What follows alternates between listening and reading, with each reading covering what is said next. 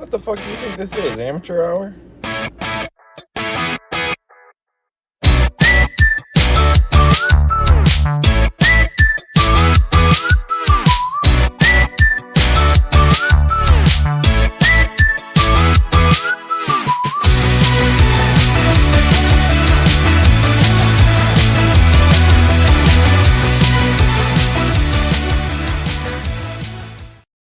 Close the door.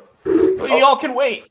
Oh no. Welcome to Hang Loose Podcast. I'm Shank DG. With me as always is Spicy Boy. Sorry, that's really fucking loud. and for the first time ever, this episode is brought to you by Great Lakes Disc. You can use code, our good friends. Yes, you can use code Hanging Loose at checkout to save 10% and help us buy some, like a fifth of a disc or something. So A fifth of, because that's the only part you really touch when it comes down to it. But no, yes, big shout out to Great Lakes Disc for offering to hook us up with a couple things. They apparently like what we're doing. We like what they do, so it's mutually beneficial, and we appreciate them for offering that. So figured I'd rep the hat. I think I had this on in episode 2, but it was backwards, and no one ever knew. Probably everyone just thought I was a racist. So no. The red hat guy. Glad to prove that I'm not. It's a Great Lakes Disc hat. Make Great Lakes great again. Make America Great Lakes Disc. I don't know if they want that associated. Probably not. Probably not. I mean, probably not. This is their mistake for sponsoring us. So it's my brain for just being small and just thinking of the easiest joke to make at any given time. Oh, no, it was good. So today we have, speaking of politics, we have Jeremy London coming onto the show. Oh, yes. It's very. We will refrain from the politics today just because this is a disc golf podcast. And damn right. So I made one joke, and now look, our whole podcast is going to topple and already spiraling. Brian's at 5 episodes. I give him 7. So Great Lakes offered to buy my poor ass a microphone, and in return, they will help us out with, we will help them out. Thank you. I froze. I heard. I was there for the whole thing. No, so as you know, I got this nice new semi-professional microphone. If however much professionalism $35 buys you. It was gifted to me for Christmas. Thanks, Dad. Actually, thanks, Dad. My dad's the one who bought me this microphone. Thanks. And Papa Spicy, that's what I call him. Papa Spicy. That's good. But then this morning, Brian had messaged me from Great Lakes Disc and was like, how much is the mic you want? And we worked a couple things out. I sent him Shank's way, and they very graciously did offer to buy him a nice microphone so they don't have to listen to him mumble in their shop anymore. We'll give them shout outs. I'm sure they'll supply more giveaways as the year goes on. Only one, just like Great Lakes Disc. Just the one. And, well, that's all we know for now. No contract extensions here. But yeah, they've been great, and we really appreciate their support. So thanks, guys. Yeah, thank you so much to Papa Wolf and all the Great Lakes Disc family, except for Crunchy. So, yeah, except for Crunchy, you and your professional streamer setup making us look bad. Right, I tried to copy him a little bit with 0. I didn't get any. Oh, it's okay. Did you get any from leaking your own phone number onto Twitter? That no one got right, which was hysterical to me. Someone's like, who the heck? Like, what are they talking about? Like, 602, learn my phone number. Yeah, that was fun. It's so funny too. And I had this conversation with my lovely girlfriend, Jillian. She's downstairs. And I said, you know what? I posted a picture of a disc to Twitter, and it has my phone number on it. And I'm very lucky that I've not gotten a single text or phone call. But I always make fun of other people for doing it, and my dumb ass did it myself without even paying attention. So eggs on my face, boys. Oh, And girls, I don't know who listens to this. I've yet to confirm a female listener other than my girlfriend. Our Spotify analytics show that we have 2% female audience listeners. So, and my girlfriend doesn't listen on Spotify to my knowledge. So, because she always texts me about it on Wednesday when we post to YouTube. So she's a real one. She's looking out for us. Thanks. Heck yeah. Yeah, it's so weird. We saw that picture posted by was it 43 East, where he was chilling out on his porch and had our podcast up, and it broke my brain that someone out there has this on their TV and or phone, watching us do whatever this is. Also made my brain fall out of my ass. I'm scrolling, and you see the picture and you're not really paying attention to it. You're scrolling, you're like, is that me? Yeah. Not to be self-centered, but you recognize yourself pretty quick. Yeah. I just was scrolling, was that me? And I scrolled back and I was like, holy shit, no way. So it's like seeing it on a computer or like a phone is like, oh, that's great. That's how most people consume podcasts. But like if you're going through the trouble to pull it up on your TV and watch it, I don't know why that just feels extra special. Yeah, it does. It's like who's gonna be the first one to put us in a movie theater? Get on it, Terrell. You got the money. Speaking of Terrell, he'll be here on for us Thursday, for y'all next week, January 17th. To see that tweet made my day pretty well. Made my day. It's all right. Words are hard, bud. It's what is a podcast? You don't need to speak. Right. Yeah. No, it caught me by surprise as well. Yeah, that was cool. I was like, oh, it's especially because when he was here for the Big Arm Challenge last month, he was like, yeah, I don't. Outside of like, I think he mentioned like one or two of the really big disc golf podcasts. He's like, gotcha. I don't really listen. And so for him to then actually come out and be like, I'm catching up so that I can be on there. I was really impressed and grateful. So yeah, thank you, Gary. Absolutely. Thank you, T. Millie. We'll see you on Thursday. Anyways, let's get this show on the road. I'm sure we've got a little bit of time. You filmed for Terry this week, a little bit of story time. Not Terry, actually. Tony. Oh, Tony. I was pimped Is that out Terry by, in a mustache? By Terry. His Chef Boyardee persona. Like, yeah. No, he's Tony is the media director for the NADGT, which is the National Amateur Disc Golf Tour. Yep. And he was in town filming just up the road from my girlfriend's house. And Terry initially told me, he's like, are you free on the 7th? Because I want to loan you out to Dave Feldberg. And I was like, oh, I'd love to work with Dave Feldberg. And then he was like, let me give you this guy Tony's number. Tony, super nice guy, very straightforward about what he wanted. I don't know that I think he's an awkward laugher, because when I got to the course to film, it was 7:30 in the morning. It was 37 degrees outside. At least it felt like it was 30. I don't know what the actual temperature was, but it was freezing. And all I had on was a hoodie and jeans and some Adidas slip-on shoes. It was scheduled to rain that day. And so I stayed on hole 1. I filmed all the cards teeing off on the first hole. And then I went with the chase card. 5 minutes before the chase card left, it starts raining. Oh. So I have Terry's several $1,000 camera, his mic, all of his equipment, and it's raining. And I started losing my shit. I was like, it can't rain right now. Luckily, Tony's a consummate professional. And he's like, make sure tomorrow you have a grocery bag and some cellophane tape. And I taped that camera up. And let me tell you, Tony, I love you to death. And you paid me very handsomely to do what I did. But that was a nightmare. It was 45 degrees, windy, rainy. I was trudging through the mud. I ruined a brand new pair of shoes that I just got for Christmas. I was the most grumpy, miserable a-hole, I'm sure. There was a gentleman named Rich who teed off with the MA50 group, I think. Very nice. Brought me gloves, held an umbrella over my head for the first 5 or so holes. Ran to my car to get my backup batteries because I was so caught by the weather that I totally forgot to grab them.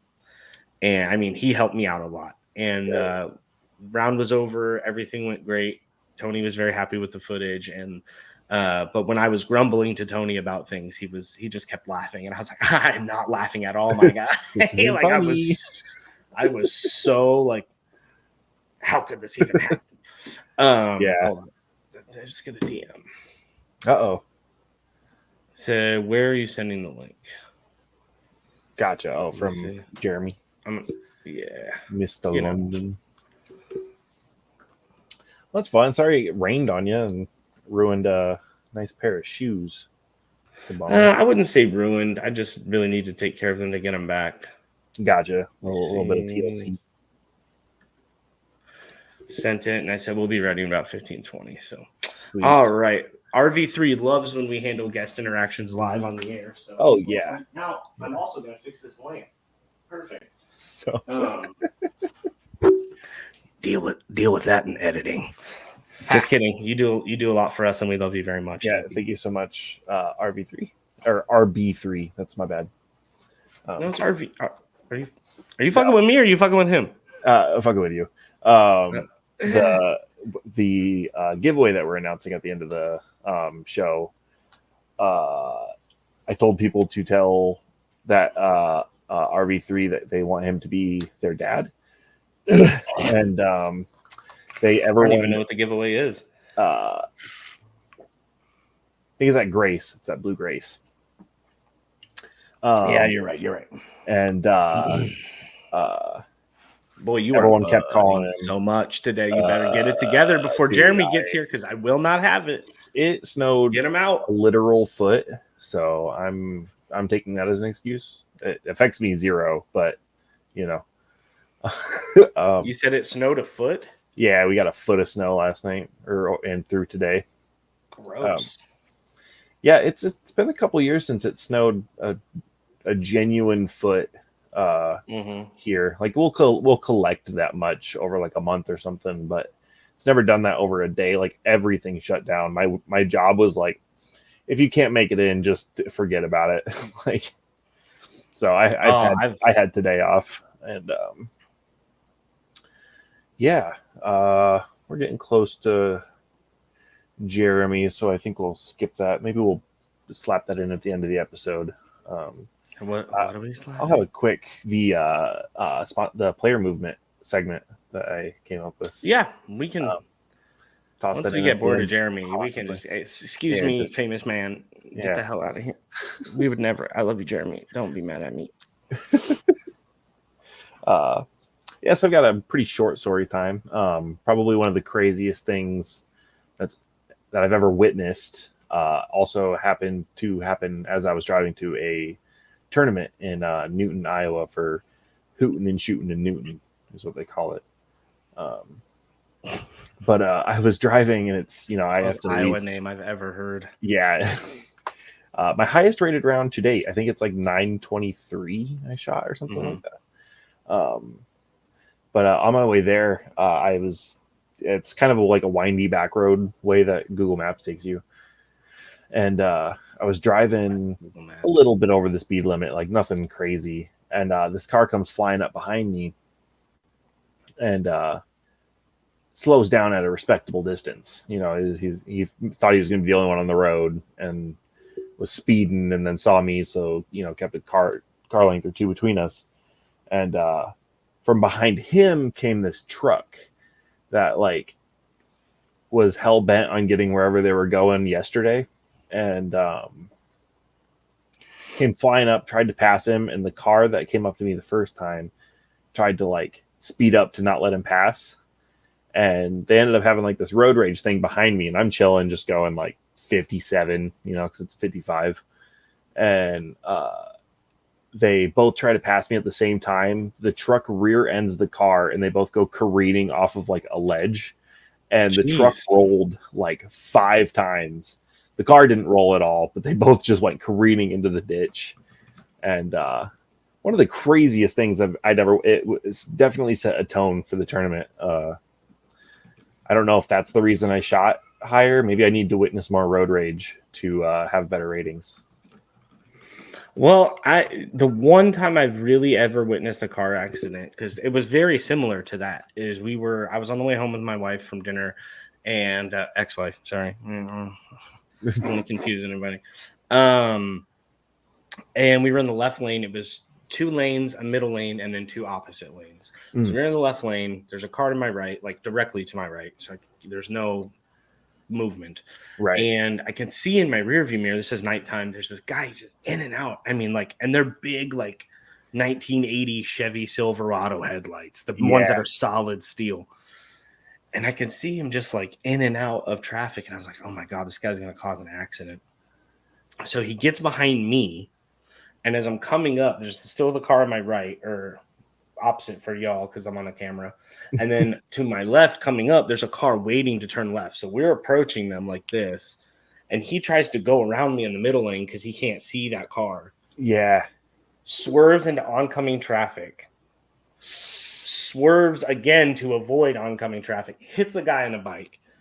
Oh, no. Flings back around to the right, rolls his truck like 4 or 5 times, right in front. I mean, missed the front of my car by maybe 8 or 10 inches. Good Lord. My girlfriend or my wife was like, holy shit. I was like, yeah. So he hit the girl that was, because she went to turn left. Didn't see him coming up because it's opposite traffic, you know? Yeah. He hit her, hit the guy on the bike, swerved back, and then rolled a bunch. So me and my wife went to check on the girl. Because people were already checking on the biker, and the dude was climbing out of the truck just hammered. And yeah, I mean, it was wild. And that was before I ever even knew what disc golf was. That's crazy. That story took, I thought maybe it was gonna be like rear-ended someone real hard and then hit a biker like at a left field. Yeah. All right, Jeremy should be in the next few minutes. Sweet. Yeah, otherwise I haven't really had a chance to frolf lately. It's been real cold, and don't like that word, frolf. It's like you should be wearing a sweater over your shoulders when you say it, and that's how I will forever feel about that word. Like, you're saying it somewhat ironically, so that's understandable. I like it though. I mean, I know you do take stuff too seriously, but I do get it. It's a lot like tying a sweater around your waistband, much like Jeremy London in Mallrats. So, yeah, for a good portion of the movie too. I rewatched it today just to get a little warmed up for Sir Jeremy London, who should be in here shortly. I wonder if he's actually knighted. That should be a question. That should be a question. I don't think so. I feel like I don't think so. But stolen valor. He's my knight in shining armor, and many others from the 80s and 90s. But yeah, there was damn it. I heard a line today in the movie that I had never really paid attention to before, and it's kind of my lane of humor. Is like, I can't remember what it was, but it's like the cops are arresting him and Jason Lee. And they're like, how could you do that? And then one of the cops just says plainly how he did it. He's like, he changed his voice, or like some throwaway line that's like completely irrelevant to the situation, but also like hysterical to just hear someone say plain faced. Yeah. It made me laugh so hard. I really had a good chuckle at it. Yeah, I should have rewatched it recently, but I just went through his, did a little bit of creeping, went through the Wikipedia, some old articles, just to kind of see what I could find. But yeah. I was, classic amateur internet research. I was on the IMDb page, and some of the stuff that they have listed there as like, did you know? They're like, he wore this kind of suit to his wedding. It's like, what? Like, either he's on there putting it on there, which if so, 100% more power to you, because that's hysterical. But if there's somebody that just knows that shit and typing up random facts about Jeremy London, that's even better. Even better. Oh, man, where you at, bro? He's on Hollywood time. No, but I literally just was messaging him and I said, hey, we'll be ready in about 20 minutes. And then I looked at the clock and realized that was going to be about 20 minutes after I told him to be ready. and I felt absolutely awful because I know he's very busy and has a lot of stuff to do. So I messaged him and I was like, "We're gonna push this segment, have you on in 5." He's like, "Thank you." Like, hey, I'm sorry, man. We're amateurs. We've claimed to be nothing else other than that. But you gotta always respect the time of your guests, whether it's Sir Jeremy London or somebody who doesn't matter at all, like Papa Wolf. You still got to be. Love you, Brian. You know I love you, and that I would make that joke in a crowded bar just the same. Oh, that's good. Yeah. Oh man! So we hit 150 subscribers.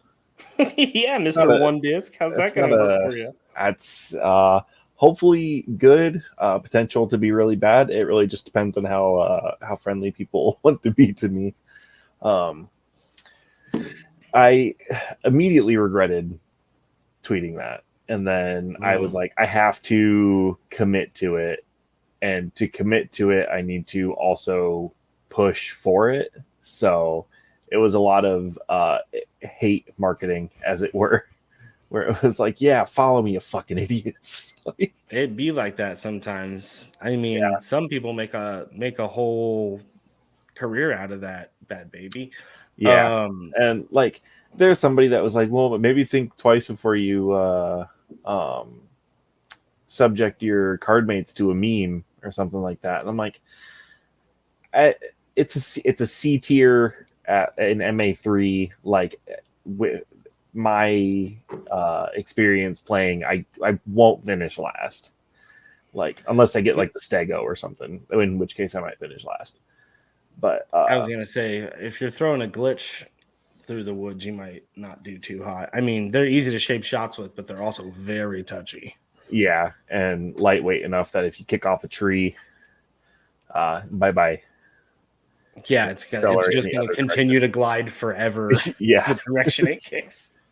So yeah, I think the glitch has a good chance. Rolo is probably going to be the winner, if I had to guess. A lot of people were being quite the Rolo evangelists, and kind of excited. I mean, it looks like a fun disc, and I do like me some flippy stuff. And I have the Lone Wolf from Lone Star. That is the flippiest thing I've ever thrown, and it's a ton of fun. So I imagine the Rolo might be similar to where, like, you just have to throw it on as much hyzer as possible and as high as you can, and you'll actually get a workable shot shape out of it. I guess I'm so bad. I'm so bad at anhyzers. Like, I need the Rolo just so I can have a turnover disc. Like, my Fission Wave, my Castronaut is like, shout out Jordan Castro.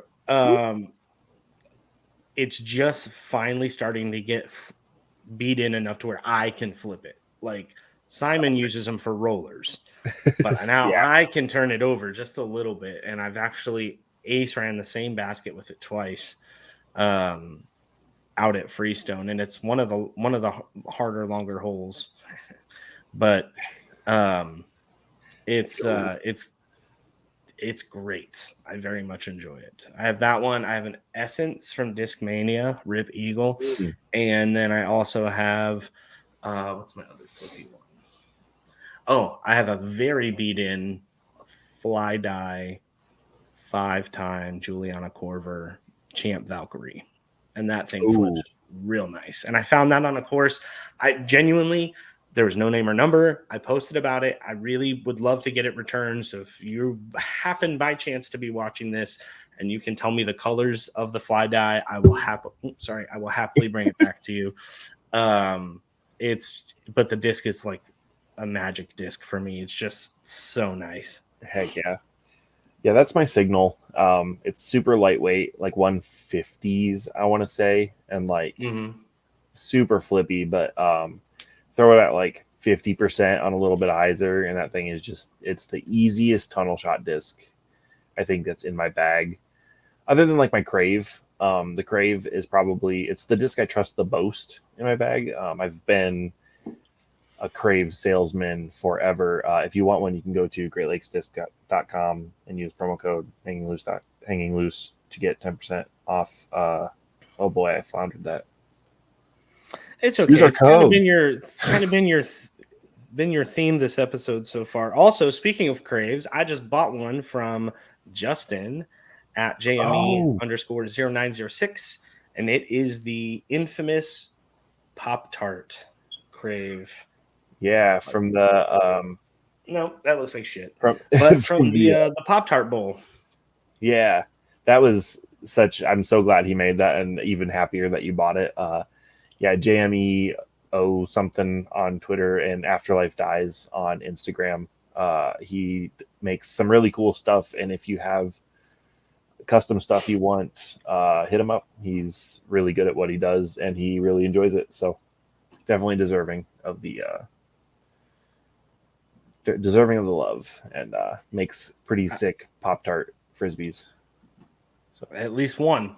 I am the sole owner of a Pop-Tart Frisbee, to my knowledge. So I wanted that exclusivity, and I paid for it. And he's a good dude. Sent it out like literally the next morning. So it should be here by the time it'll either be here Thursday before we film with Terrell, or by the following Tuesday when we record our next episode. Actually, do we need to record another episode a week from today? Because we'll have Terry for next week, or we get Tuesday off. We don't need to record next week if we don't want to. We'll have Terry for that week, and it'll give me time to like properly treat that episode as it should be. Cut all of Terry's words out. So all of his dad jokes. God, even literally when he was here for Big Arm and we all went to that comedy show and everything, like we were in the car on the way to QT to get an energy drink, and he was like, there was some song on the radio, and he just worked the title into what he was saying, and he's like, "Am I right?" I was like, "Terry, get the hell out of this car right now, you fucking turd." I'm gonna leave you at this QT. He's so much fun to hang out with. I bet. While we're waiting, one of our player movement predictions from last week was announced today. Yeah, Hannah Wynn to Discraft, and almost certainly her boy toy to follow. Her boy toy. way to reduce Chris Clemens to a piece of meat. You know what go great with that meat? Some Clemonade. Yeah, you're welcome. No, I'm really excited to see what they do there. It seems like such a good fit. It was a good effort, Crunchy, to throw us off the trail and say DGA, but we all knew. I love the drama going on in our DM or our things right now. Yeah. On our tweets. Gotta love it. There's no escaping it. Yeah. We won't talk about it. If y'all are interested, go look it up. But it's a little dicey. I had to wear a hat, so my haircut wasn't visible today. Yeah, and clearly my prediction that Eagle was staying with Discmania is, clearly came true. Thanks, Terry. Thanks, Terry. My first true podcaster experience where they're like, yeah, sure, but is this you? That was really funny. The fact that Terry thought of us enough to bring it up and link to the exact time signature that we needed so he can throw a little shade. That's why I love him. Still possible. I think Eagle breaks contract with Discmania and re-signs with Discmania. The old restructuring max deal LeBron James move. Yep. I'm still pretty convinced he's going to MVP. And there's a good chance. I posted that video where Eagle throwing a Zone OS, and it was immediately countered with that looks like it was shot in the summer. So my thoughts that he might be going to Infinite kind of dissolved right then. Mm-hmm. It would be really cool to see Eagle throw an open bag. I think it'd be really cool to see any, top 20 pro throw an open bag, because we see Drew Gibson do it, but he doesn't meet the criteria.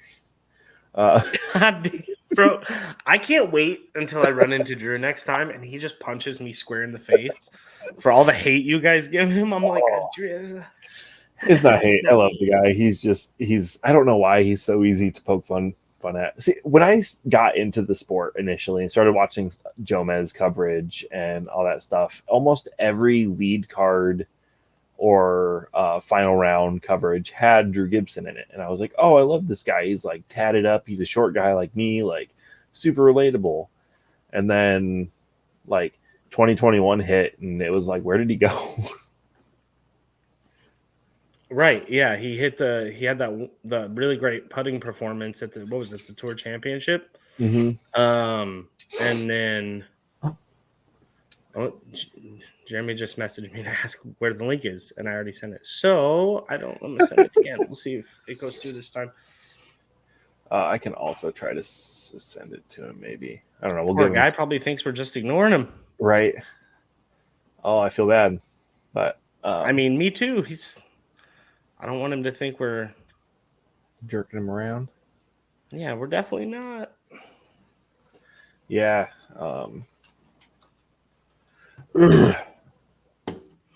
Oh, sorry. RB3. That's probably now you get to edit this out of the audio version. One of those unpleasant noises you always talk about. Do everything that we're not paying you for. Okay. We appreciate you. Sent. We'll see. Let's run through some player movement while Mr. Hollywood figures out how to get in here. Oh, he's hopping in. He said he's ready for me to tell him when. I'm sorry. I may have misunderstood. I said give us about 5 and then hop in, but I don't. I don't know. I'm an amateur. Mr. London, where you at? London's calling. Pop in the green room. The green room. Yeah, that's what I'm going to call it. For those of you wondering, it's literally just like a holding area, like a holding cell for potential guests, where you just kick them out, or like I could just kick Spicy out right now if I wanted to.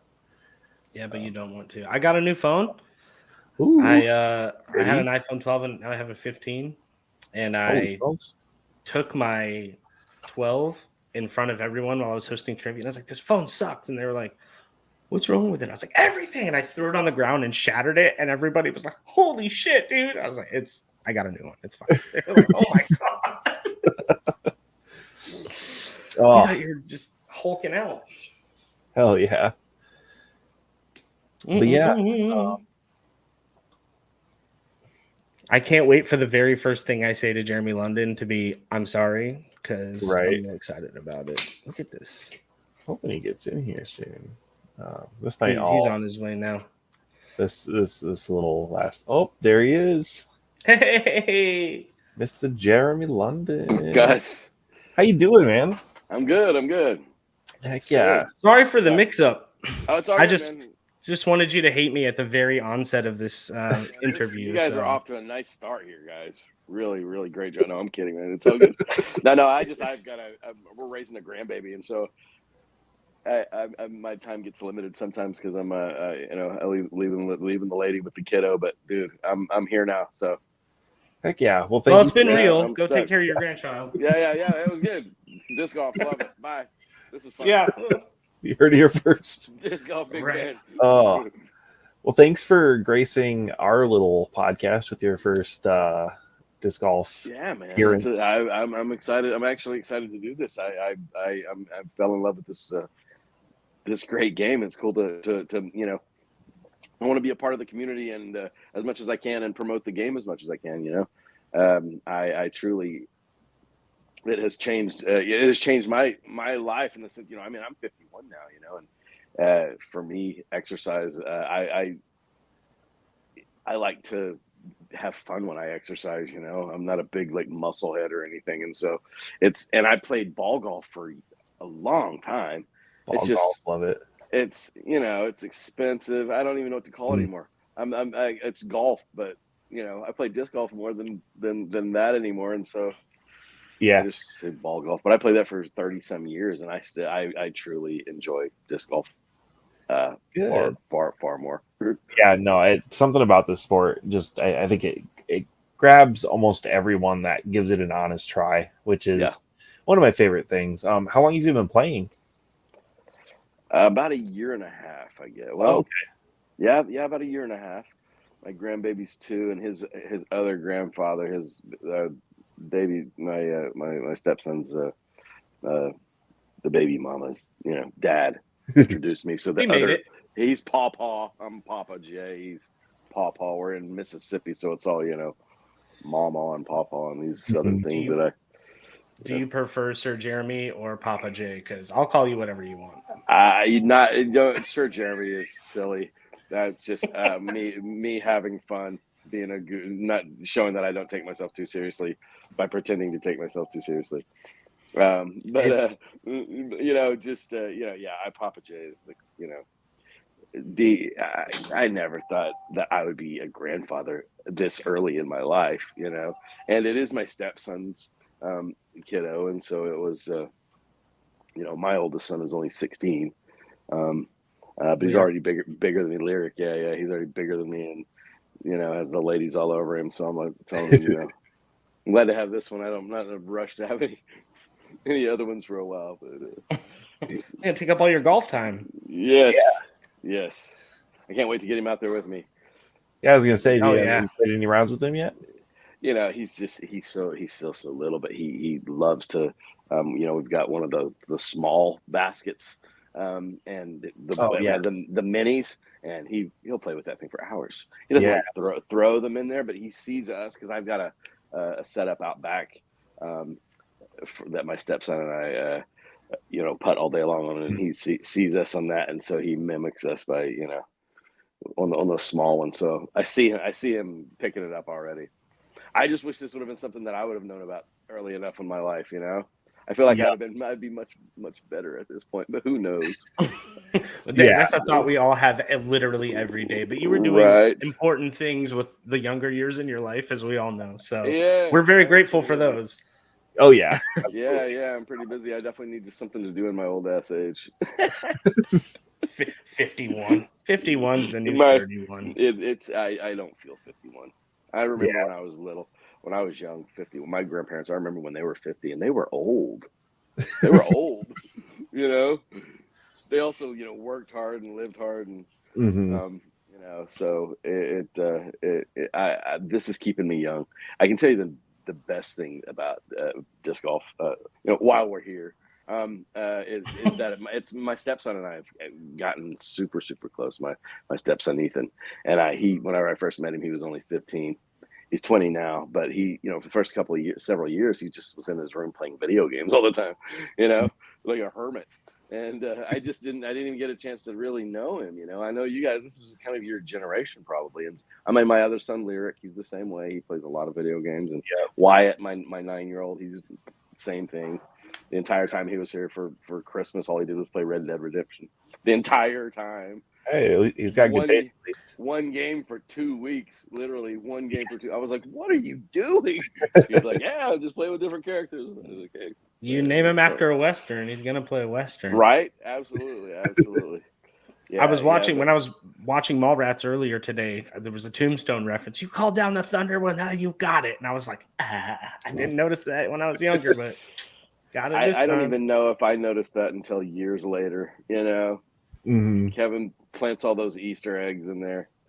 Hell, I didn't even know who Stan Lee was whenever I took the part of it. I was really very much like TS. So a lot of references I didn't get. I didn't even notice they were Jaws names. There's the Jaws shark, all that stuff, and then I'm watching it today, just going, this shit makes so much more sense now that I'm 34. Right? Yeah. I think that's why the movie has legs, because they're it's just silly and goofy, and that holds up if you're if it's the right kind of goofy, and and it's like smart and fun. It's just like it's never not a good time, there's never it's been fun to me how old are you guys? You don't mind me asking? 34. 27. See, it makes me really happy that you guys even know about the movie. It's genuinely more popular now than it was. Yeah, I think when we did it. it's one of those. It becomes a cult classic, right? Like it might not do well in theaters at the time, but It didn't. That's the Kevin Smith formula. Terrible. Like my dad and stepmom are such big fans of that movie that they named my brother Brody from the movie, and nice. like that's got to be the most watched movie I've ever seen, because I'd go over to my dad's on the weekends or whatever, and it'd always be on the TV. Like we'd watch it, several times a year, and so I DM'd you one time and I was like, hey, can you say hi to my dad Dennis? Because so but yeah, I hope I did. You did. I try to when I try to try to connect with people as much as I can. I like being available.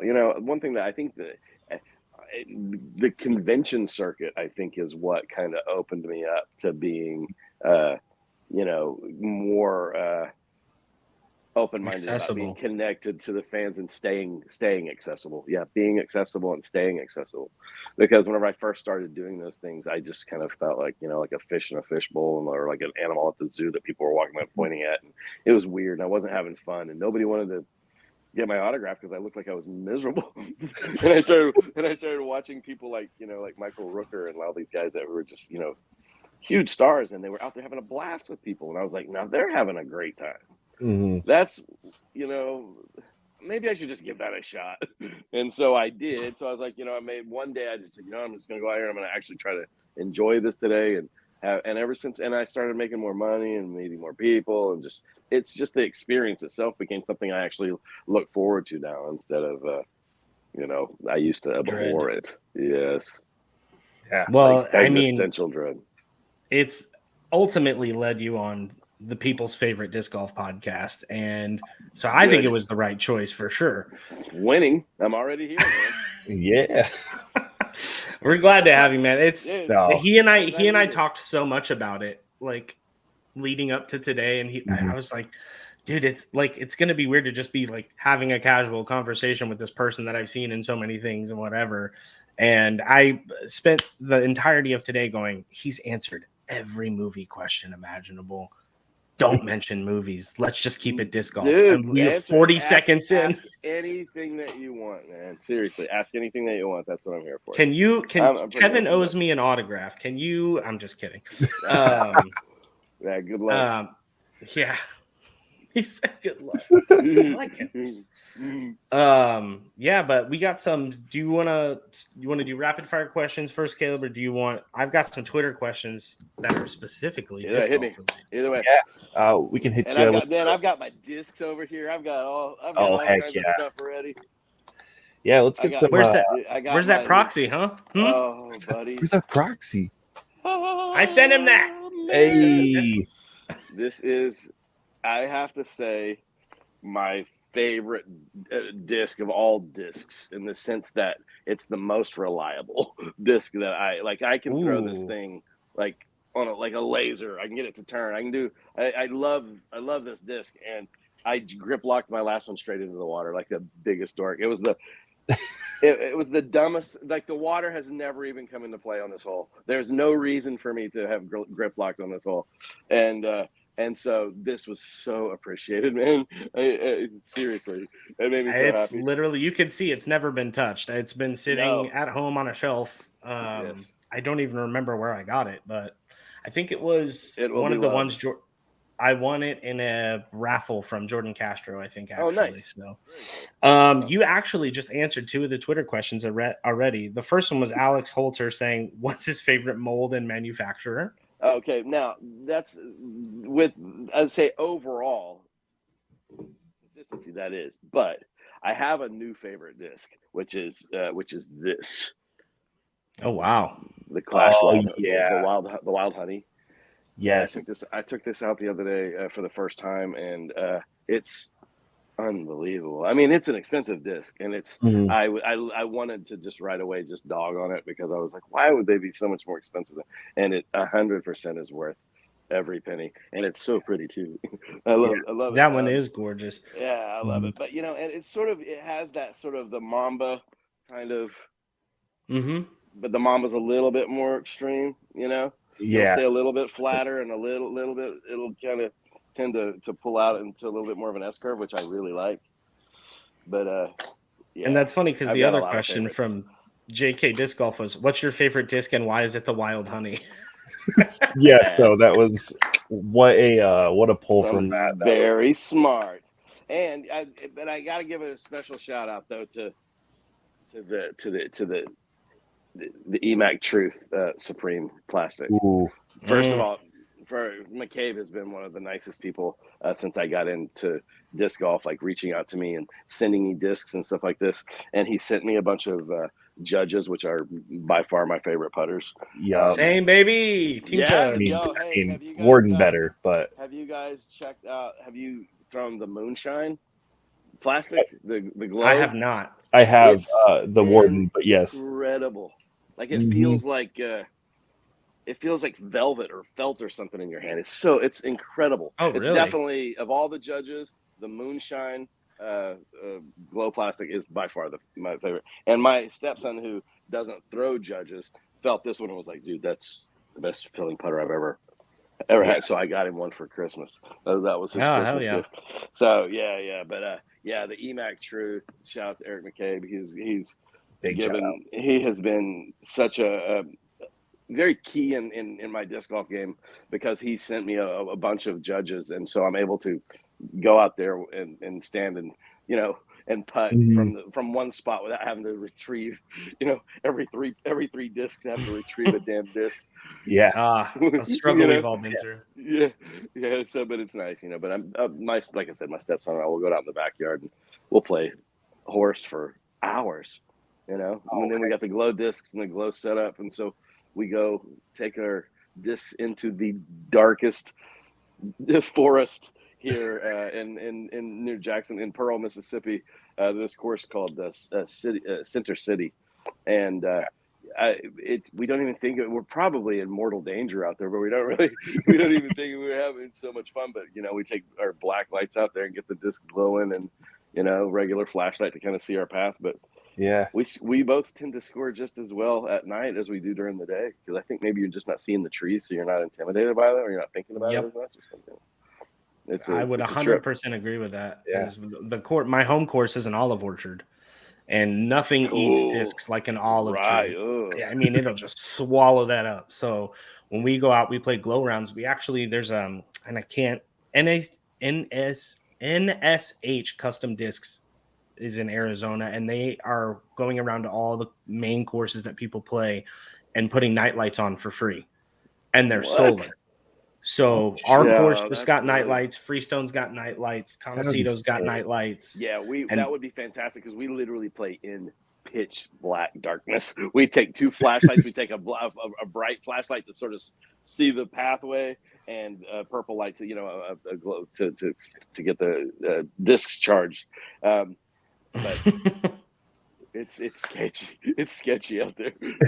Yeah, absolutely. Well, I mean, it is near Jackson, Mississippi, anyway.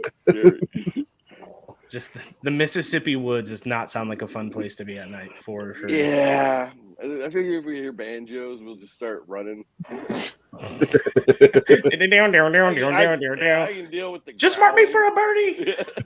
I can deal with growling. If it's a bear, it's a little one. Yeah, no big deal. The banjos. No, I'm good. Anyway. So I think favorite utility or scramble disc from Joel Cano or Kano. I don't know how to pronounce that. Two. I have God, two. the fact that you just have these on deck makes me so happy. Fireball and Defy. Yes. Axiom discs to me are absolutely perfect for my forehands. I love them on my backhand, don't get me wrong, but I mostly approach with my forehand. My closer ones got to go Toro, and then of course like the super whippy craziness Zone OS. If I really got to whip one around, like I need a Eagle. right? Yeah. So the So I love the Toro is my sort of 150, 120 and in. These two are like 300 and in, the Fireball and the Defy. So yeah, or like 280, 300 in there. Still, that's yeah. I think I would love to have that Fireball distance on my drives. Oh really? Yeah, my forehand. My stepson and I go to a baseball field and we throw from home plate, and that's to the center, dead center. It's 300 to the dead center, and I can hit the wall with a forehand. Holy! I haven't thrown it over with a forehand yet, but I've thrown it over a lot with on the backhand.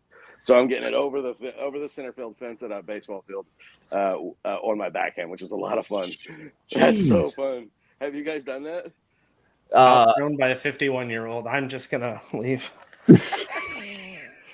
I was a baseball player. I almost went to college on a baseball scholarship, so I did. I was kind of an athlete growing up, So I've tried to stay as fit. Well, plus for my industry, good God, I have to stay somewhat fit. I don't. Yeah, there you go. Perfect. I played baseball in high school, but then I found out what Cheetos and Xbox were. So there you go. Yeah. Listen, I gotta say that I think that I'm at an advantage in a way, that because I grew up just before the era of sort of the internet and all of that stuff. I didn't have any of that growing up. I mean, we got our first Atari when I was like 13 or 14, but we were only allowed to play it a couple hours a day, and always after my mom was finished with it. and so we went outside and played. I grew up on a cattle ranch in Oklahoma for many years, and so nice. I grew up riding horses and that kind of stuff, and so I'm grateful that I didn't grow up with whenever internet and the video games stuff, because I see my kids sometimes not wanting to get out and do stuff whenever they would rather just be in and playing video games, and it worries me. It does worry me. But I got them out on the course. I got them loving it. My son Lyric had never thrown a disc before. He didn't even know what disc golf was. Took him out there. Now he's in love with it. Now he wants discs. Now he wants to play. He has a hell of a forehand. He already threw a bomber forehand because he's so fit. I have no shoulders, and I have no idea how I can even throw it at all. And he threw a bomber forehand. It was his first round. And so he's got incredible potential. And so he was like, okay, I get it. He was like, because he thought I was a dork, because I kept just talking about disc golf. He's like, Dad, you're obsessed. What is this disc golf? I went outside in Palm Springs, and at night when we were going to bed, when he was playing his games or whatever, I would watch disc golf on YouTube. And he'd be like, what the hell are you doing? You're obsessed. And it was fun. He looked at me after we played the other day, and he said, okay, I get it. He's like, I get it. It swallows your life, man. It does. I got divorced and had nothing to do, and now I don't want to do anything else. Yeah. Well, it's a good substitute for rather going out and drinking your life away and partying and chasing, or smoking. We all know how you feel about smoking. Yeah, well, not smoking so bad. I mean, I smoke all the weed you can smoke. It's the tobacco I don't like. Right. But I for me, because I was always that busy person, always, outside doing stuff, I still have to be that. If I'm inside for too long, I will lose my mind. And that's when the demons want to start playing. Banjos start. In my own band. Banjos. Yeah. Oh yeah. That's when the craziness, it's such a good release. It's therapy. It's therapeutic. It's keeping me healthy. It's improved my relationship with my stepson infinitely. And I just I want to be an ambassador for this game and this sport, man. I love keeping up with everybody. I mean, you'd be a great one to do it for sure. Because your story is everyone's story with disc golf, right? But not everybody is, Jeremy London. So I think, just having ambassadors like that can help grow the sport exponentially. And it's really cool to hear every time you hear someone's, first experience with disc golf, it follows the same themes. It's like, oh, it got me out of the house. Yeah, I threw a disc once, and fell in love, and then you become obsessed. Yeah, and like I think we all do that same path. Yeah, I think one of the best things is that also is the price point. Listen, man, for not a whole lot of money, you can go out and actually really have a whole lot of fun. You're going to go out with the whole family. When you go onto a regular golf course, a ball golf course, it's expensive. Every single aspect of it is outrageously expensive every single time you play. You're going to lose discs. It's going to cost you some money. You got to get equipment and stuff. But overall, all of my local courses are free. I don't pay anything to play on my local courses, and I've got some incredible local courses.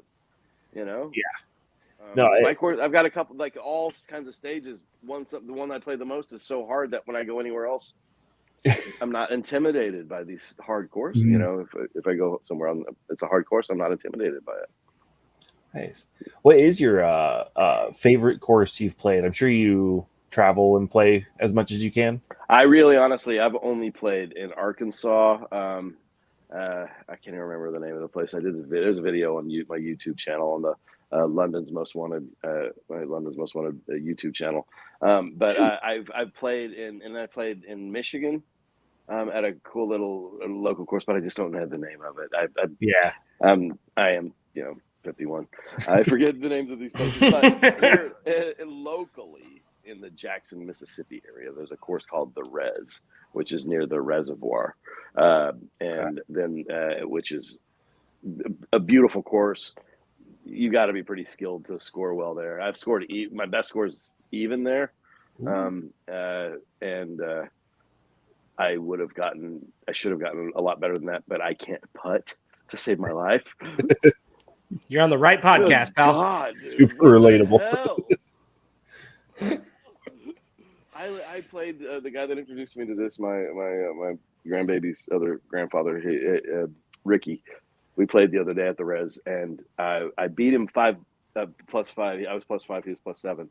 But I should have been easily even. I missed so many putts within like 15, 12 feet.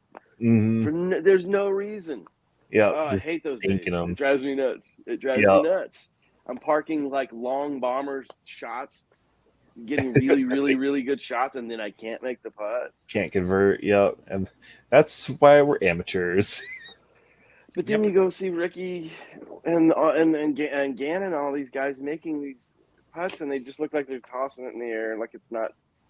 Mm-hmm. I don't understand it. It's like they've got like a magic wand.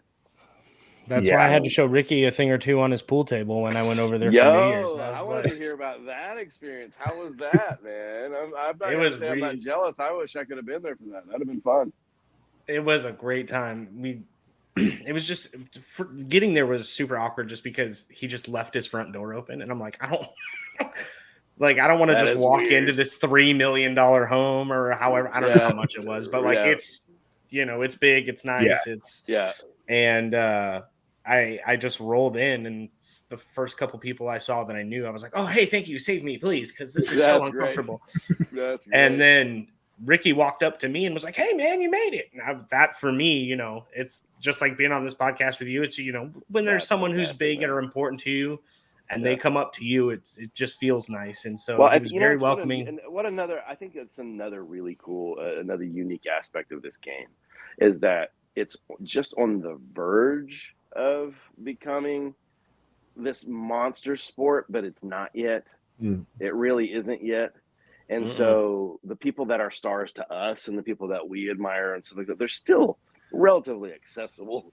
Oh yeah. Simon's getting big contracts, and these guys are getting I guarantee you, a lot of them are getting ready to get bigger contracts because everything's getting more competitive. But just like that, the fact that you were able to just, go to Ricky's and walk in and stuff like that, like there aren't a whole lot of like top of the game athletes that you can do that would just, that's a pretty special experience, man. That's cool. I was super excited, and that's like another benefit that I get to filming disc golf when they're in the Phoenix area is like, I'm in line to wash my hands in the bathroom behind Paul Macbeth, the richest man in disc golf. Right. And that's like, he just turns around, he's like, hey, how's it going? And you're just like, what the hell? It's just wild. Yeah, It's like, he's probably, you know? Yeah, listen, man, even all of, even actors and stuff like that, when we find ourselves on, movie sets and all this stuff, we still always check ourselves and go, wow, it's pretty cool that we're here. You know what I mean? Like, even those guys, I'm sure several times a day they're like, I can't believe I'm getting paid for this shit. Are you kidding me? Oh, I can't believe this. Living the dream. I mean, undoubtedly. And I think you touched on something good there, is because like disc golf is still a small enough sport that it does still feel like a community, and like you want to be involved in that community. And I think that's the same with pros, minus, I don't even I'd say minus a few of them, because they're all either creating or interacting on social media, or like if you run into them at an event, I mean, you're not going to get snuffed, right? You're not going to be like, oh, I'll talk to you later or whatever. Like almost everyone seems so approachable. And I think that's a symptom of our sport being so community focused. I think it's still a remnant of the grow the sport mentality. Yeah, and I hope it stays that way. I hope it stays absolutely. That way. I see people being ugly to each other, especially like towards Brody and stuff like that on Twitter, and love you, Drew, and the whole right, just like people just dogging each other, and like people, so there's certainly the people that are sort of always going to sort of poke the bear, no matter what, and they're never going to be happy, and which kind of sort of, to me, goes against the whole sort of Zen thing that I love with disc golf. I think that's why I love it so much, because it is like the feeling of throwing, one of these discs, and then, am I going to sell out here? The feeling of throwing one of these and getting, when you get that perfect, there's no comparison. I've hit perfect ball golf shots for years, and there's no comparison. No, So it's really almost inexplicable, because I've brought friends who just they've, like you said, never heard of the game. They're like, is that the thing with the chains at the park? Yes, frisbee that's it. Golf. That's and then frisbee golf stuff. And you throw a putter in their hands, and they throw one S curve, and they're like, oh, that was cool. And you're like, get it. Welcome. What I think the revelation for me was realizing that there are discs that go left, and there are discs that go right, and there are discs that you can flex and get to, and that people throw them with a forehand and a backhand and over, and you rely on that's like all of these like elements to it that are amazing. Yeah, and there's no other sports ball or anything like that moves like, it's usually nothing moves like a frisbee. No, right? There's a lot of physics involved, a lot of and it's a lot of science, which I think is why I like MVP and Axiom discs as much as I do. I think the science behind all of that is fascinating to me. But, I love a good destroyer too. So I love it. You love discs. We all love all the discs. Yeah, the Rive, except for the Rock. Oh my god. Yeah, what's up with the Rock? I've never heard anything good about that. I'm gonna get the hell out of that. That's so good. What's up with that? These people die. I love figuring out how I beat my friends when it's windy, because I'm thinking about headwinds, tailwinds, left to right, whatever. Yeah. And my friends are great, but I think that the way my mind works, it's why I like billiards and snooker, and I'm all about angles and it's how like it's chess almost. Yeah, it's like I don't even know how to play chess, so that's extra telling. I just like, it's a headwind. I can flip this up and get it to go. That's where the science. But it's understandable. Look, it took me a while to figure out that you don't throw understable discs into a wind because they flip like hell. You throw all that stuff. You know, like I had no idea. I didn't understand what understable and overstable and all that meant, Mhm. and I couldn't understand why a couple of discs that I got that I was told were these great discs. All they do is flip, man. And I had no idea because I was throwing into a headwind and all of that stuff. So figuring out those little elements of the game to me has been fascinating. It's been so fun. It really is. I think it drove me nuts. I couldn't understand as somebody, because I used to be able to throw a baseball literally from center field to home plate, and I did that in a big game one time, and got the guy tagged out at home plate, and I threw from center field. So I used to have a hell of an arm. So I didn't understand, why can't I throw these discs very far, and like all of the mechanics of it, the science of it, and every time I would get one little bit more of like insight into the way the mechanics of it and the way the whole thing works, it's just more addicting and more addicting and more addicting. And then once you want to, then you got to go test it, and then when it works, then you got that like adrenaline rush, and then you just want to figure out more stuff, you know. I mean, there are a couple of just a couple of tips. I got a grip tip from Eagle, where to put my feet from Joel, a couple of like, you know what I mean, a delay, sort of not reaching back too early from the rubber band guy, whatever his name is. Slingshot guy. That guy's fantastic. Yeah, I was reaching back too early. And once I figured to take that step before reaching back, it changed my whole game. These little tiny little things like that.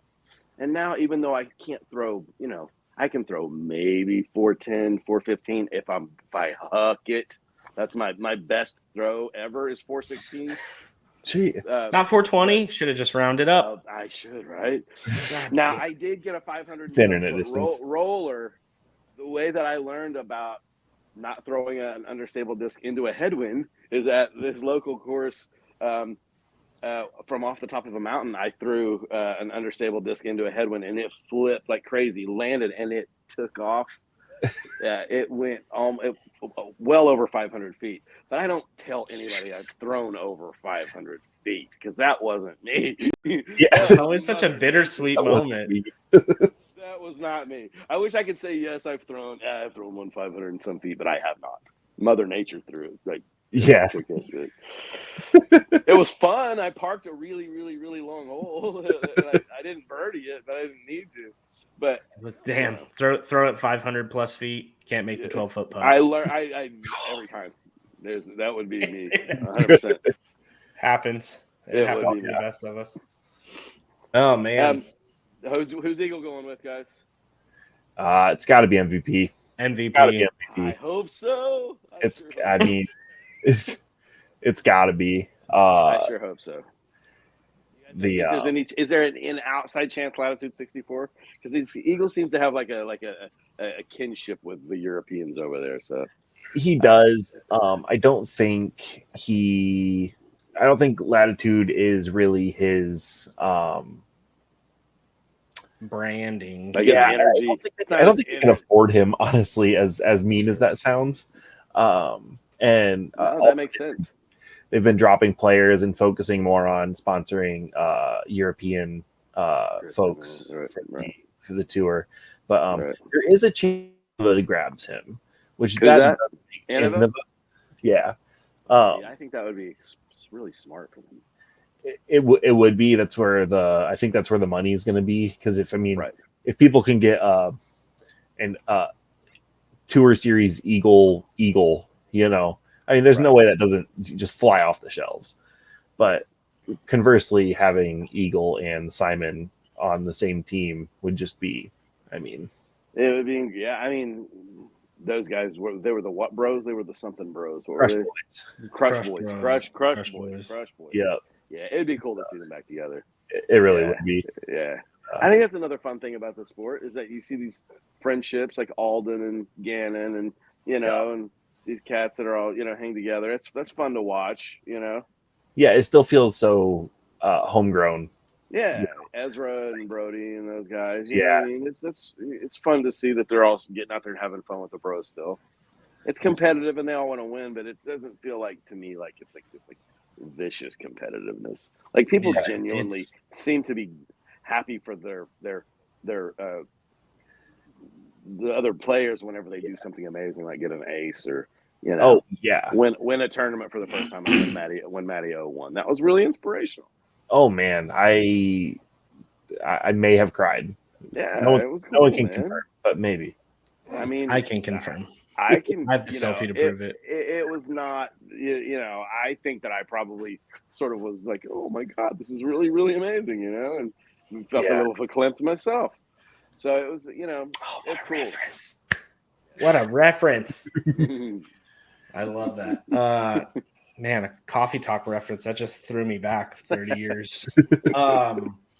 Yeah, and that's kind of what I was thinking today. Is like, if you've ever seen the movie Basketball, like they're very keen on keeping it like a down to earth kind of homegrown sport, and they don't want the big contracts and the teams moving cities and all of that stuff. And I think that's very much the kind of vibe that disc golf has still. Like you said, we're right at a tipping point where if we get any bigger, that kind of stuff, like we're starting to see $1 million contracts and so on and so forth. But it still has that, like, I could, if you were in Phoenix and I DM'd you, there's a very good chance I could just go play around with Jeremy London, Right, and I absolutely, think 100%. that, like, and I love that about the sport. Everybody. I do too. I just, I keep seeing the same like 3 celebrities over and over, and 2 of them I have no idea. I know who Bert Kreischer is, and that's about it. I don't know who anybody else is. I'm like, like get London in there. The machine. Yeah, I bet if you were to reach out to the right people, you could get on in there too. Because I mean, the sport is so desperate to, like. I mean, they were like clawing at Bert Kreischer, like, please do something with us, like, please. And he's got a big outreach right now. I think he's a better disc golfer. Did I say that? Bring it, Bert. Bring it, Bert. I'm just trying to. My dad's name is Bert, so that'll be extra fun for me. That's great. But yeah, there's you, Bert Kreischer. I've seen Christopher Heaview, Tormund from Game of Thrones, big disc golfer. Oh right, yeah. He's like, he's intense, and then like a couple athletes like Dylan Cease, couple of MMA guys, I guess. Yeah, Ben Askren player. Yeah. So so let's get it out there, man. I need to get out. I guarantee you, knowing the people that I know in Hollywood and LA and all that stuff, and being even just traveling and being on set, and it's such a fun thing to be able to bring the discs and be able to get out and like bond with, like, castmates and get other people into. So I've been getting other people into Jeff from Clark, the guy, a couple of my friends from Clark's, I've got them into it. And now people are coming up to me at conventions and bringing me discs and stuff. It's great, Heck yeah. I mean, I bet Jay would love it. Yeah, dude, I think that if he would take the time to do it, he would. That's true. Too busy gaming. I used to play Words with Friends with Jay for a long time, actually. Just a fun quick story. I was going downtown to stand up live here in Phoenix to see Jay and Silent Bob Get Old, and Kevin's plane had been delayed by about 30 minutes, and I was standing outside waiting for my friends to get there so we could all be seated. And I'm looking to my right, and to my left, a guy walks up and he's like, "Is it cool if I smoke here?" And I turn around and it's Jason Mewes. And I was just like, "No, go away. Of course you can smoke here." And so he starts talking to me about like the plaza that the comedy club's in. And he goes, they turn this into an ice rink in the wintertime. And I was like, "Yeah, I live here. So yeah, I know that." And he's like, "You fucking smart ass." And it was just like the most honest, that's great, like funny, goofy conversation. My friend showed up. They're like, "Let's go." I was like, "Sorry, I'm talking to Jason Mewes." And that was a nice little like mic drop moment. But it's that's usually where you're gonna find him out smoking. Yeah. I mean, a lot of cigarette breaks, that one. Yeah, that doesn't surprise me. I think he had 2 or 3 cigarettes in like the 15 minutes we were out there. The heroin's not going to kill him. It's going to be the damn tobacco. Damn it. Get it. He get looks it together, fantastic, though. Have you guys seen him lately? Yes, he looks amazing. phenomenal. He looks incredible. And I just explained literally 2 days ago what a Dutch rudder was to my beautiful girlfriend because she had no idea what that was. It feels like a sex thing, but I don't know if I know what that is either. It's from Zach and Miri Make a Porno. He's explaining to his buddies like sex thing. Got you. Yeah, he's like, if you've got your hand on yourself and your buddy has his hand on himself, and you just move each other's arms, you're not really doing anything. Right. It's a Dutch rudder. Like, damn right. It's like, and that's, I don't know if that's a thing beforehand, but that definitely feels like the thing that like Jay would just come up like off the top of his head. Absolutely. So. Absolutely. And I can't imagine how fun it would be to film with all you guys. Kevin would write. Well, yeah, absolutely. it's work. It's work. It's Kevin's stuff is meticulously written. You don't improv anything, and we rehearsed everything for weeks. Wow. And so by the time you're actually seeing our performance, we've already said those words 1,000 times. So what's funny to you isn't funny to us anymore. It's no longer. That's why it comes across so naturally, though. And that's why things can come out so quickly. And interesting that there's not a lot of improv. There's zero improv. That's wild because even I think Kevin's had some shows on Netflix like Too Fat for 40 and things like that, and he's just goes, man. Like he just starts telling a story and he doesn't stop until he realizes. I've given him shit, and I'm quite sure that it's probably why I don't wind up in many more of his movies is because I always, every time that we're all together, I ultimately will always wind up saying, "Silent Bob, my ass." Motherfucker doesn't shut up. It's so funny for 3 hours. And he has these little Silent Bob. He has these little like mannerisms that you find yourself, picking up on. Like he says "and shit" all the time, or like whenever he wants to check on something, just make sure it's copacetic. And it's like those words have found their way into my lexicon. He's the sweetest human. I love Kevin Smith. His energy is something else, man. I don't know how he does it. I don't know how he does it. He is like the Energizer Bunny because his plate is full. I mean, that dude goes from one thing to the next, to the next, to the next, to the next, to the next. He's always in demand for everything, and it's admirable. And I'm glad to see that his all of our craziness back then paid off for him, because at the time I didn't think he knew what the hell he was doing. So I don't think he knew what the hell he was doing. And then the movie bombed, and so it confirmed that what the hell he's doing. Yeah. Little did I know. And now, 30 years later, we're clamoring for your presence in the disco. He has a thing.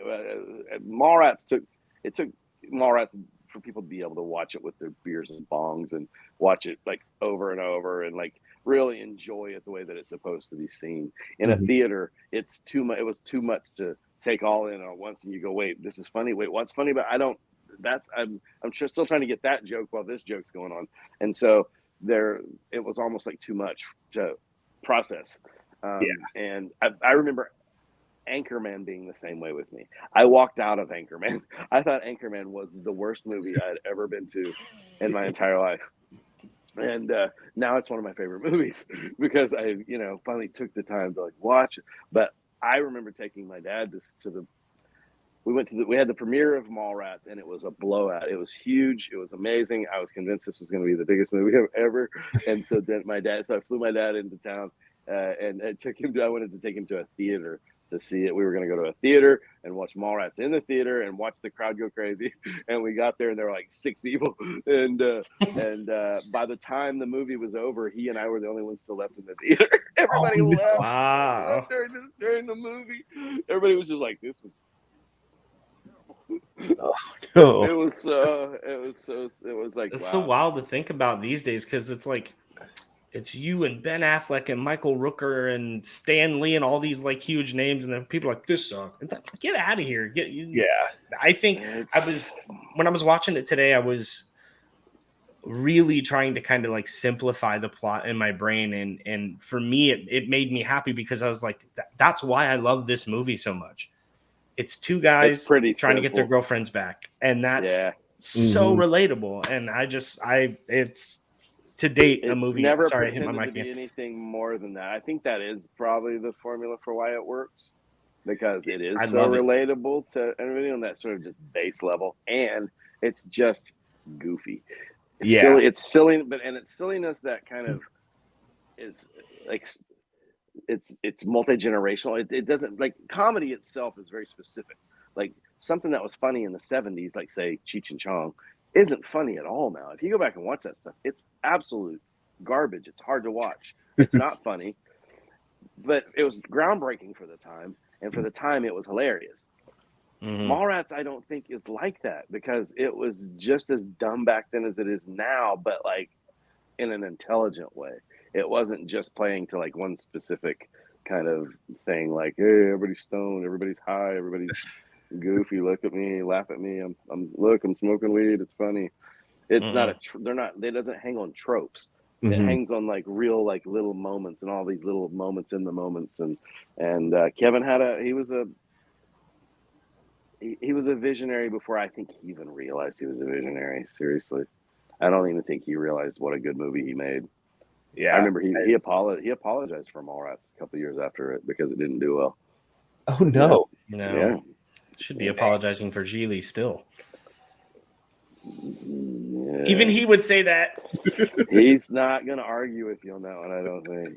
I don't think so.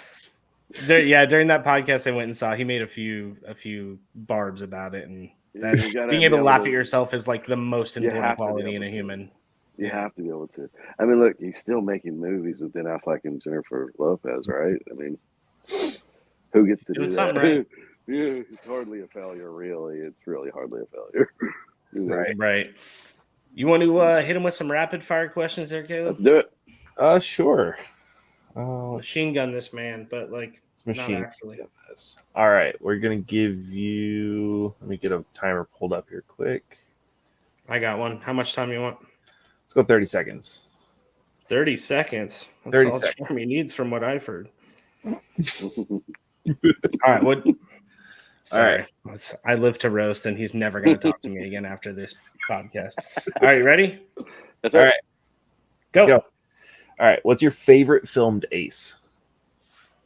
Oh, gotta be. Shoot. I really love Jennifer. Jennifer Allen had one this last season that was amazing. That really sticks out in my mind. All right. Are you secretly Brendan Fraser? No, but I've had this old person in a Home Depot line one time think I was. That was a favorite disc golf disc. 30 seconds, but let's ask more questions because 2's not enough. Wild Honey. Wild Honey. What's it like being handsome? Please tell us. Lord, it's a lot better than not being handsome. Favorite professional. I've been both. Trust me. Favorite professional frolfer. Simon. I love Simon. Schooner or sailboat? Oh, definitely schooner. All right. Least favorite frolfer. Nico. Nico. Ooh, spicy. That's all I got for rapid fire questions. Perfect. That was a minute, but I have to say, I still like Nico. You just said who was my least favorite. Yeah, I still. There are things about Nico. Favorite is still in the title. Yeah. There are things about Nico I like. No, absolutely. I heard him on Tour Life a couple episodes ago on Tour Life, and I don't think I kind of got swept up in that same thing that I think a lot of people did, where you just kind of see the 10-second clip, and you kind of make an assumption. But hearing him actually like talk. He seems genuinely passionate about the sport. I think that ultimately he's just a very passionate person. Yeah. And he made the point that like what he, like getting up in the official's face at the European Open. He's like, you see that in other sports constantly. Like there's constantly other or like skirmishes. That's kind of where I was going with this. Gotta keep it classy, San Diego, right? Yeah. And disc golf is still golf. You don't see Tiger rushing the mound. Could you imagine if Yeah, it's the same thing. You don't do that to the on-course official. Yeah. You know, and Lord knows he takes too much damn time. It's not that complicated. It's just throwing a plastic disc. Go throw the damn thing. The hell are you thinking about so long? Yeah. Yep. You know, it's stuff like that. It's it feels.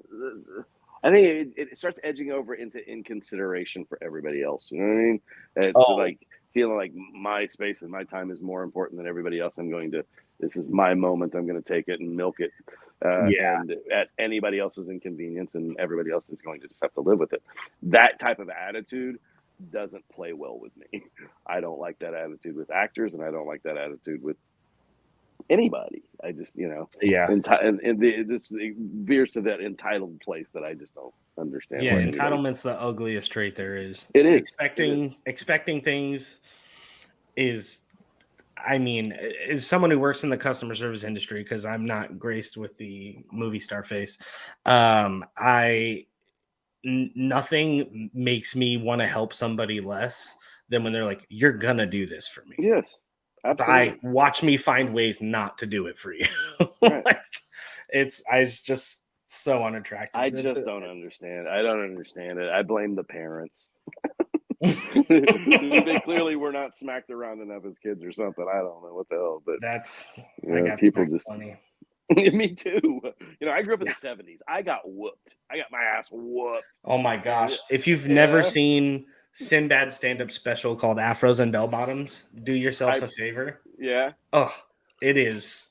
So we got our asses whipped. And you didn't call the cops. The cops would come and laugh at you. He tells this whole story. He goes, if you did something bad in the 70s, your ass would get whooped by the whole neighborhood before you got home to get your ass whooped.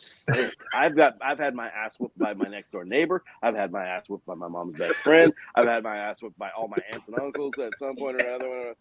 It's that whole sort of mentality that it takes a village to raise a child. Mm-hmm. We've lost that, Now you can't even look at another child, or somebody will call you a pedophile or some stupid shit. But it's because of the amount of pedophiles that have ruined it for everybody. So it's not. There's a reason. I don't want those people around my kids now, and it's it's sad that that's the world we've come down to. Yeah, but it sucks. That's for sure. Yes.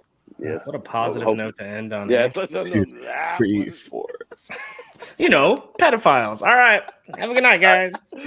Yeah. You throw in just an ugly Trump jab right here at the end. That's what earlier we promised. We promised. Politics. We did because I had this hat on episode 2 and it was backwards, and I was like, everybody probably thought this was a totally different hat, and it's like, nope, it's just a disc golf hat, and I don't want to hear another word about it. It doesn't help when you have this haircut either. I would assume by now you've seen my Twitter my Twitter page. No holds barred. To know that probably wouldn't be a good move, but I'm trying to get better. Although it was kind of rude to drag me for my my outburst at the Bass Pro Shops. I'm trying to get better. Was that you? That was me, yeah. Was that you? Yes. All right, I'm gonna let you two hash this out. The water was cold. What can you say? The water was cold. Yeah, not my greatest moment. All right, Jeremy, one more from you. Hey man, I appreciate you guys. I really I would want to do this again. Absolutely. If you guys have any idea of how to get me involved in the pro-ams or anything to do with the industry, anybody out there in the disc golf world, that's looking for ambassadors for the sport, I would love to be that, because you came to the right podcast. I do love the game. I do love the game. It has changed my life, and I want to give it back. Absolutely, I want to be able to give that back to the same gift that was given to me with this wonderful sport. I want to be able to give it back. Absolutely. Well, that's amazing.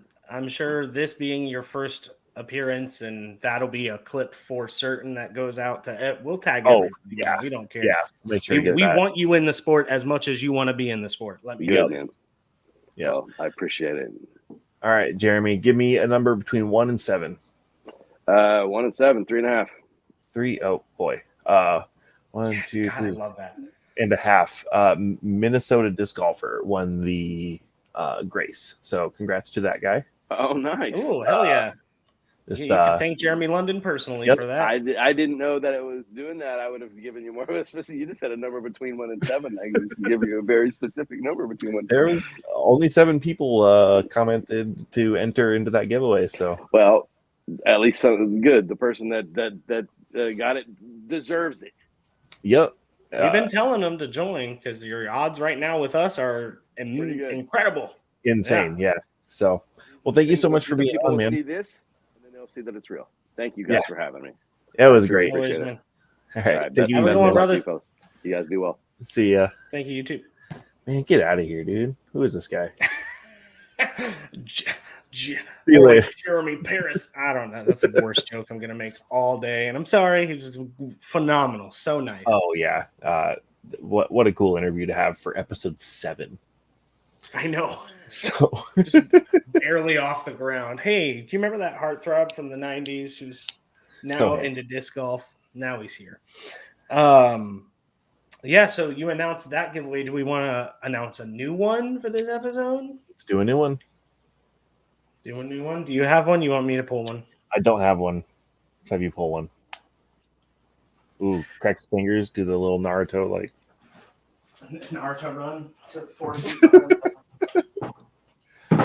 Oh boy, so many treats in here. What do we want to start with? Chest of goodies. Let's just do the biggie first. I think. Oh goddamn! The biggie first. Are you gonna do it to him I suppose for the Jeremy London episode? It's a big episode. We need a big giveaway. It is. And I think what we should do is tag your favorite disc golf manufacturer on Twitter, Instagram, whatever. Also tag Shanked or I or Hanging Loose if you're on Twitter. Mm-hmm. And tell that manufacturer why they need to get in touch with Jeremy London. I like that. Because he's obviously super passionate about the sport. He's a phenomenal personality. He was very kind to us, very accessible. He didn't have to do this at all. We paid him $0. It was literally just because he loves disc golf that he came on to talk with us today. Yes. So if he wants to be involved like he does in the sport, I think they should let him. So yeah, make a post, tag me, Spicy, or the Hanging Loose if you're on Twitter, and tell your favorite manufacturer why they should hire or involve TS Quint into the sport. And we will take all of the authors of those posts. We will throw you into a drawing. We can't say raffle, drawing. Mm-hmm. And you're going to win yourself a autographed Big Z Paige Pierce Soul. This was provided by my lovely sponsors, OTB Discs. OTB. They threw this in the package for us to give away. There's 5 other discs in there for us to give away for them. But this is rainbow stamped. It's gorgeous. Feels great. It's an understable mid, so it's gonna turn right on you. It's great for tunnel shots or shaping shots in the woods. But tag your manufacturer, me and Shanked, Hanging Loose, whatever you got to do. Just make sure one of those 3 accounts sees it. Tag at Sir Jeremy London on Twitter. I'm not sure if that's his IG, but I'm sure you can find him if you look. And we will pick a winner 1 week from today. And I will get this mailed out to you. I just mailed 2 of the other giveaways today. Did the Ricky Wysocki Daedalus and the Haley King Stalker. And we want Jeremy London involved in disc golf, and we're going to call on you guys to help. So yes. Thank you again, OTB. Shout out OTB. Shout out Great Lakes. Shout out Jeremy London. Everybody. Yeah, for real. Use code Hanging Loose at Great Lakes Disc for 10%. This one right here. Yep, that one. Just the one disc. You'll have to fight for it. Disc. But yep. Yeah, thanks for tuning in to another sick episode of Hanging Loose. You give us a scream this time. Oh, that's a good call. All right. Hang loose, y'all. Bye.